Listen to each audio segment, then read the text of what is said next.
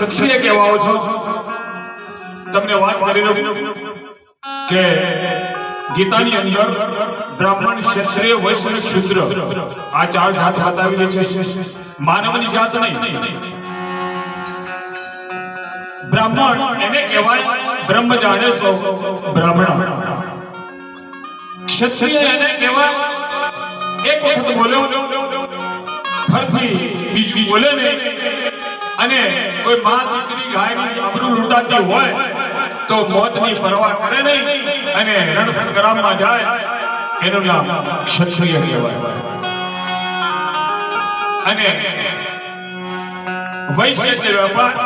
પણ આ વેપાર જગતનો વેપાર નહીં આત્મા અનાત્માનો વેપાર જે કરે એને વૈશ્ય કહેવાય અને શૂદ્ર એને કહેવાય કે આમ આપણે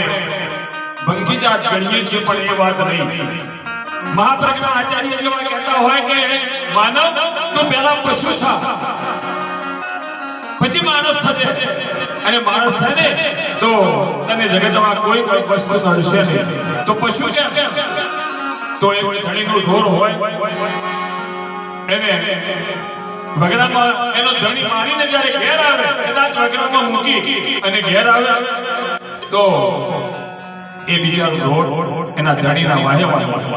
પોતાની ઘેર આવે સાહેબ આ પશુ પણ કહેવાય અને આવા જો ગુલામડામાં આવે ને તો ભક્તિ કરવાની જરૂર નથી સાહેબ આજ ભક્તિ છે આપણે અને ત્યાર પછી માનવ થવાની વાત આવે જે સર બારવટી હતો અને બાબીએ મેણો માર્યો કહે છે સૌ ખરા રજપૂત હોય ખરા ક્ષત્રિય હોય તો ત્રણ વસ્તુ ચોરી લાવો તોરી રાણી તોરી ઘોડી અને તોરી તલવાર આ તો વાત કરી પણ હવે આધ્યાત્મિક દ્રષ્ટિથી આપણે થોડો વિચાર કરીએ ને તો તોરી રાણી એ આપણા ભોજો શરીરની અંદર ચેતના શક્તિ ઘોડી એ પ્રાણનો પ્રતીક અને તલવાર એક ક્ષત્રિયનો પ્રતીક આ ત્રણ વસ્તુ જ્યારે શરીરમાં પેદા થાય ત્યારે ભક્તિની શરૂઆત થાય એટલે જ એની ભાભીને ત્રણ વસ્તુ લેવા માટે મોકલો જે પણ હતો ક્ષત્રિય કે ભાભી જ્યાં સુધી હું તોરણને અંજારની અંદર નહીં લાવું ને ત્યાં સુધી અંજારનું પાણી નહીં જે નીકળી ગયો આ બાજુ ભજનની રમઝટ જામી છે ઘણી નાની વાત છે પણ ટૂંકાવી દઉં છું જેસલ આવીને ઉભો રહે છે તોરણ અને જેસલની એક નજર થાય છે મહાપુરુષ હોય ને એ ઓળખી જાય ક્યાં કેટલા દરજાનો છે આ બધા તમે ભજન ગાતા હોય ને ત્યારે એમને ખબર પડે ક્યાંનું લેવલ કેટલું છે તરત ખબર પડી જાય કારણ કે આજકાલમાં અમે ભજન કરતા નથી એટલે જેસલ આગળ ઉભો રહ્યો તોરણની એક નજર થઈ જેસલના શરીરની અંદર એક વાઇબ્રેશન પેદા થયું છે ગ્રેટ સાહેબ અને બાબુ જ્યારે મરે ને પહેલવેલી ત્યારે ત્રણ પ્રકારે ગા પણ બાપુરુષ હોય તો બાકી જગતમાં તો ઘણા ફરતા દૂતારા અને એને માથે આપણે તિલક કરી દઈએ દાન કરી દઈએ ખોટી વાત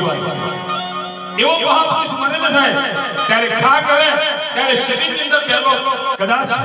ઉત્તમ ન હોય અધમ હોય આપણા કર્મ તેને શરીરમાં પરસેવો સાંભળી લેજો કોઈ ક્યાં તમને આવી વાતો શરીરની અંદર પરસેવો થાય અને એ પરસેવો તમે ચાખો ને તો ખારો ન હોય મીઠો હોય તો જાણજો કે મહાપુરુષની કૃપા થાય બીજું શરીરની અંદર વાઇબ્રેશન થાય આવો જેસલ મહાબારવટીઓ કઈકને કાપી નાખ્યા કઈકને વારી નાખ્યા એના શરીરની અંદર એક વાઇબ્રેશન પેદા થયું એટલે પ્રાણ ઉપર ભાગ પ્રાણનું સ્વરૂપ વાઇબ્રેશન છે પ્રાણ જાગૃત કરી દીધો થાય અને જેસલ તોરણની નજર થઈ તોરણ સામેથી કહે છે કે જેસલ તું મને લેવા માટે આવ્યો છે મને ખબર છે ઘણા બધાઓ છે ને જેસલ કરીને વિચાર માથે જવાકેનો માર સપના જેવો છે સંસાર તોરી રાણી કરે છે પોકાર આવો ને જેસલ થાય આપણા પ્રેમ થકે મહીએ રસ્તામાં વાતો કરતા કરતા અંજારમાં આવે છે